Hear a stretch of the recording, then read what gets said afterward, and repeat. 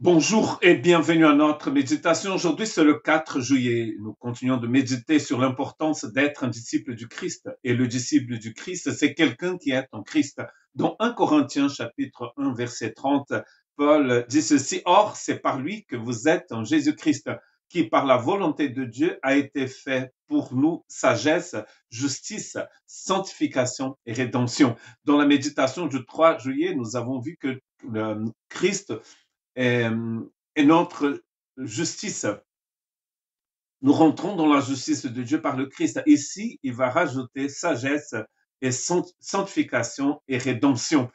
Le rachat, si on commence par la fin, le rachat, c'est cette œuvre magnifique où Dieu est venu nous chercher et il nous a rachetés pour lui. Il a payé un prix. Et l'idée vient de l'esclavage, en fait, où quand on voulait libérer un esclave, il fallait payer le prix de sa dette. En payant le prix de sa dette, la personne était rendue libre. Et la fin de ce processus dans l'épître de Paul aux Romains, c'est la sanctification.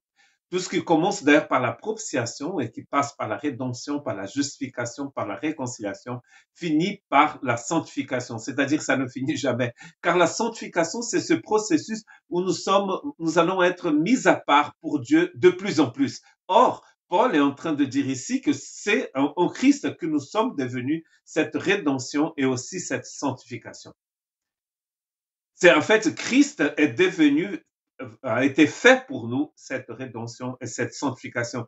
Donc cela veut dire que c'est en Christ que nous trouvons la rédemption. Paul va expliquer ça très bien dans son épître aux Romains, et c'est en Christ aussi que nous allons trouver la sanctification. Nous ne pouvons pas devenir saints par nous-mêmes. Nous avons besoin du Christ. Donc, si nous voulons chercher la sanctification, nous cherchons à connaître le Christ.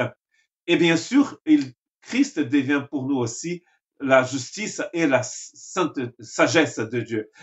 Cette façon merveilleuse de voir le monde, de voir la vie, de voir votre vie, de voir les autres, c'est la sagesse de Dieu qui nous donne cela. C'est comme si Dieu nous donnait en fait ses lunettes. Sans ces lunettes, je ne peux pas trop lire maintenant.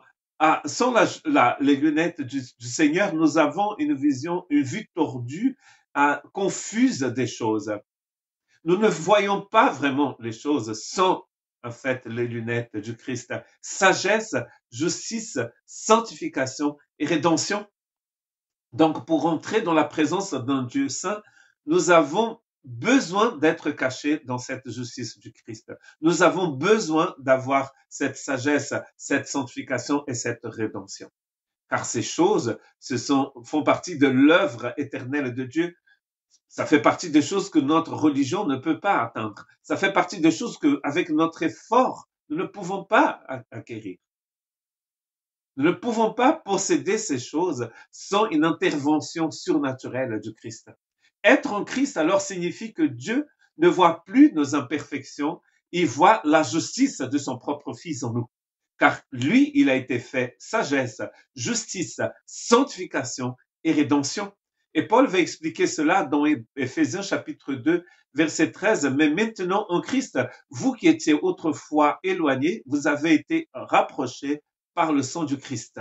En Christ, vous avez été rapprochés par le sang du Christ, vous qui étiez éloignés. Le sang ici, c'est synonyme du sacrifice. Par le sacrifice du Christ, par ce sacrifice propitiatoire, qu'est-ce que c'est que tout cela? En fait, en Christ, Dieu est devenu favorable et maintenant nous pouvons l'approcher parce qu'il a fait tout le reste. Il s'est donné pour nous racheter, c'est la rédemption. Il s'est donné pour nous, pour que nous soyons considérés comme justes, pour que nous puissions être dans sa justice, c'est la justification. Il nous a réconciliés avec lui-même, c'est la réconciliation, et d'ailleurs aussi avec les autres. Et il continue ce travail en nous par la sanctification. C'est-à-dire que de plus en plus, nous serons comme lui. Dans Hébreux chapitre 8, verset 12, c'est écrit, car je pardonnerai leur méchanceté et ils ne se souviendront plus et de leurs péchés. Donc, Dieu efface nos péchés.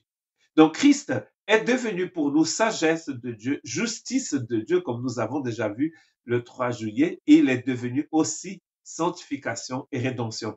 Donc, la totale, quoi. C'est-à-dire, nous avons besoin que d'adhérer à ce que Dieu nous propose parce qu'il a déjà tout fait. Que Dieu vous bénisse.